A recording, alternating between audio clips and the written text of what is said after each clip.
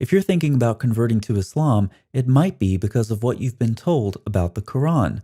The Quran is the center of Muslim faith, as well as the center of some very compelling lies that Muslim authorities have spread quite successfully in recent decades. So the Caliph Uthman standardized the copies of the Quran, and therefore from his time up until our time there has never been two copies of the Quran that are different even in one letter or one word. Since Uthman's time in the mid-7th century, no two Qurans have differed from each other by as much as even a letter.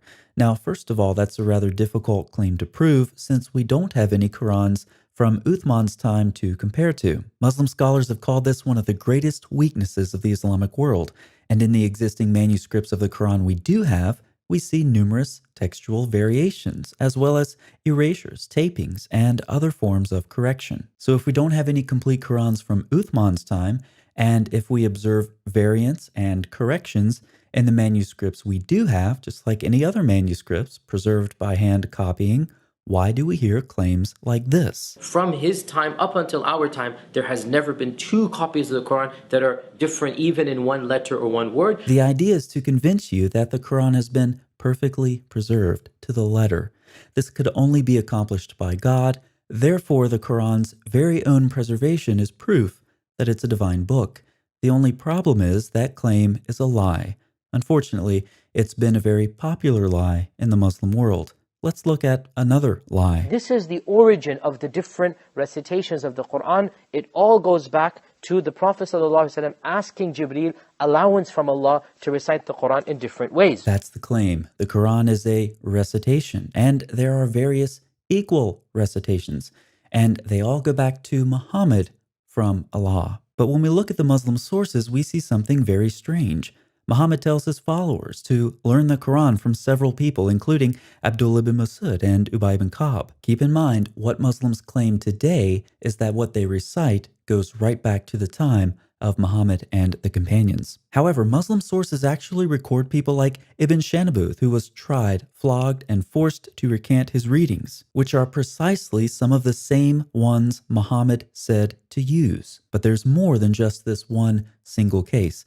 We also find that the text of the Quran around the 10th century AD could no longer sustain the readings of the much earlier companions, so they had to be discarded. Consequently, Al-Tabari reasoned, we are forced to reject the readings which disagree with the razm, the consonantal skeleton, of our current codices, even if the sound historical accounts unequivocally establish that the companions used to read them differently. Obviously, claims about preserving the early recitations of the Quran from the time of Muhammad and his companions are a later development.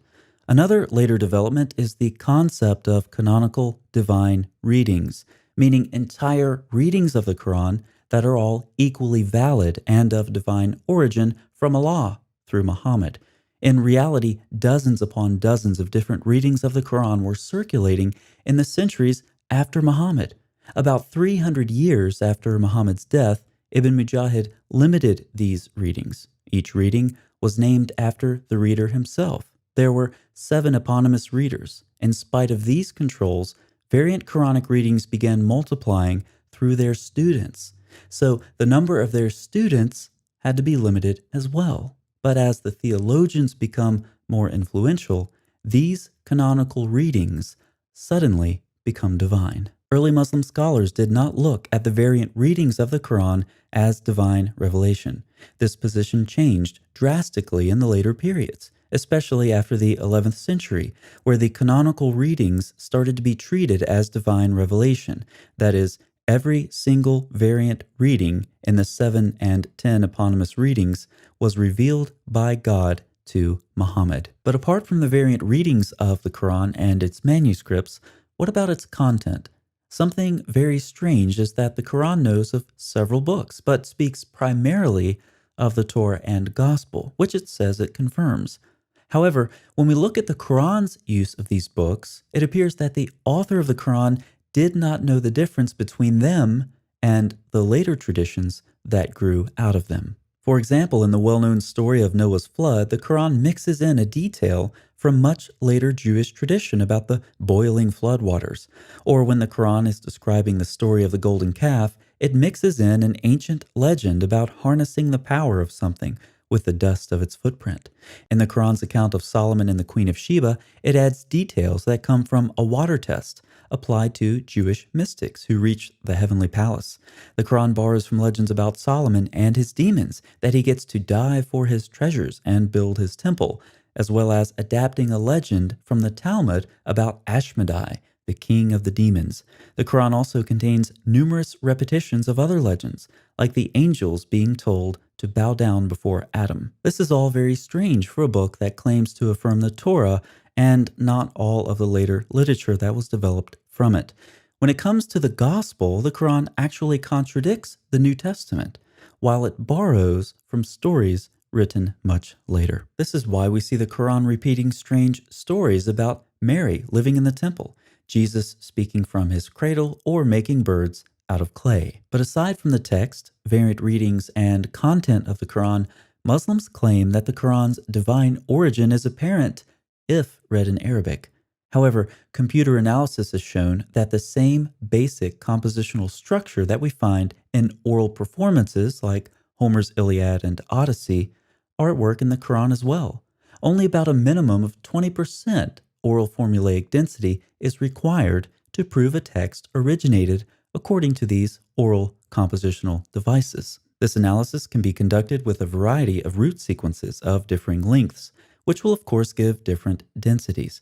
Looking at a simple example of a 3-base sequence, the Quran comes in at an astounding 39% average oral formulaic density for the Meccan surahs and 55% for the Medinan surahs. If we push the analysis a bit further, looking for 3-base sequences that occur 5 times, the entire Quran averages an impressive 21.86%. This means that the Quran is structured like we would expect for something originating in an oral culture. It's also the best explanation for the Quran's repetition and frequent mixing and matching of its sources. The proclaimer of the Quran's surahs was simply unaware of the actual content of the books that he claimed to confirm. But perhaps most troubling about the Quran is its God. The Quran becomes increasingly violent. It commands Muslims to fight people for lacking belief, even if that lack of belief is expressed in simply voicing disagreement with the Quran's theology.